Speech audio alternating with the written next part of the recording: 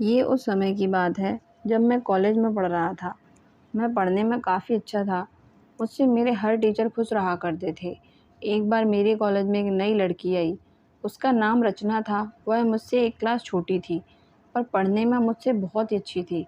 वह मेरे क्लास के सवालों को मुझसे कम समय में हल कर दिया करती थी। मुझे मेरे दोस्तों से और मेरे टीचर से अब बस उस लड़की की तारीफ़ सुनने को मिलती थी। मुझे उसकी तारीफ़ पर बहुत ज़्यादा गुस्सा आता था। एक दिन मेरा सामना उस लड़की से हो ही गया। मैंने कहा, क्या तुम पढ़ने में मुझसे ज़्यादा होशियार हो? मैं तुम्हारी तारीफ़ सुन कर थक गया हूँ। अगर तुम्हें लगता है कि तुम मुझसे पढ़ाई में तेज़ हो, तो फिर मुकाबला हो जाए। उसके साथ की कुछ लड़कियों ने, जो कि उसकी फ्रेंड थी, उन्होंने इस बात को सुन लिया और उन्होंने टीचरों को बता दिया। अगले दिन टीचर ने हमें मुकाबला करने के लिए आमने-सामने कर दिया। मैं वैसे भी उस रचना से बहुत ज़्यादा गुस्सा रहता था। आज मुझे अपना गुस्सा शांत करने का मौका मिल गया था। मैं एक के बाद एक सवाल उस रचना से पूछता जा रहा था। मैं उसे एक भी सवाल का जवाब देने का समय नहीं देता था और दूसरा सवाल पूछ देता था। कुछ देर सवाल पूछने के बाद मेरे सवाल खत्म हो चले थे। फिर मैंने कुछ देर रुक-रुक कर सवाल करना जारी रखा। अब मुझे लग रहा था कि उसे तो हर एक सवाल का जवाब मालूम है, पर वह किसी सवाल का जवाब नहीं दे पा रही थी क्योंकि मैं उसे बोलने ही नहीं दे रहा था। अब मेरे सभी सवाल खत्म हो गए और थोड़ी देर बाद मैं बिल्कुल शांत हो गया। मेरी टीचर ने रचना से कहा, अब तुम राज से सवाल पूछो।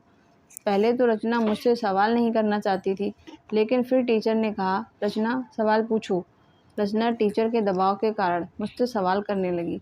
वह मुझसे काफ़ी आसान सवालों को पूछ रही थी, जिसका जवाब देना मेरे लिए काफ़ी आसान था। कुछ ही सवाल को पूछने के बाद वह बिल्कुल शांत हो गई। थोड़ी देर बाद फिर टीचर ने हम दोनों से सवाल पूछना शुरू किया।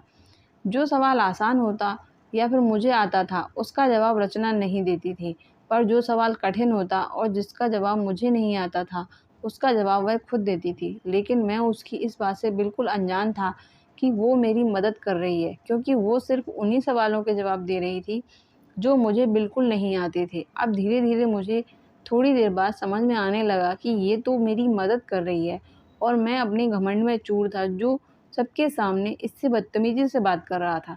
फिर मुझे एहसास हुआ कि हम दोनों एक-दूसरे के दुश्मन बनकर खुद का ही नुकसान कर रहे हैं और रचना तो मुझे अपना दुश्मन नहीं बल्कि दोस्त मानती है।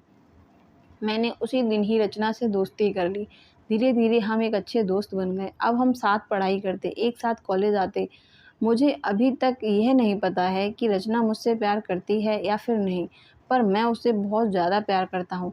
लेकिन डरता हूँ कि अगर मैंने उससे अपने दिल की बात कही और वो मुझसे नाराज़ हो गई, तो प्यार का तो पता नहीं, लेकिन मैं अपने सबसे करीबी दोस्त खो दूँगा, जो मैं कभी नहीं होने दे सकता। मैं हमेशा इंतज़ार कर सकता हूँ कि उसे मुझसे प्यार हो जाए और वो मुझसे खुद अपने दिल की बात कहे, लेकिन मैं हमारे बीच की दोस्ती को कभी भी कम या ख़त्म नहीं होने दे सकता। ज़रूरी नहीं प्यार दोनों तरफ हो, एक तरफ़ा प्यार भी बहुत सुकून देता है। तो दोस्तों, ये कहानी यहीं पर ख़त्म होती है। अगर आपको ये कहानी पसंद आई हो तो मेरे चैनल को सब्सक्राइब करें और वीडियो को लाइक करना ना भूलें।